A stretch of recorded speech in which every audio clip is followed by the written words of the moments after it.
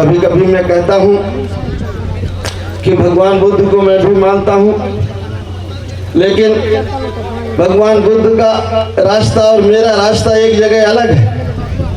भगवान बुद्ध राजपाट छोड़ के जंगल की तरफ गए थे ना। भगवान बुद्ध राजपाट छोड़ के जंगल की तरफ गए थे। और मैं कहता हूँ कि भनते हो जाओ तो कोई बात नहीं, और अगर भनते नहीं होना है तो अगर बच्चों का हित करना है तो राजपाट की तरफ चलना है।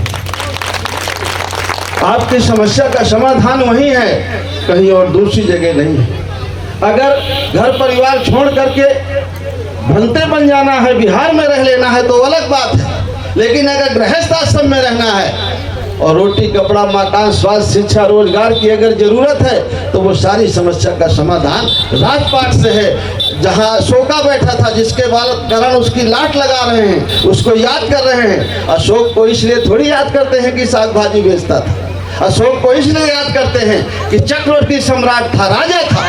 और जब राजा को याद करते हो तो राजा बनने के बारे में सोचो भी, और राजा बना जा सकता है।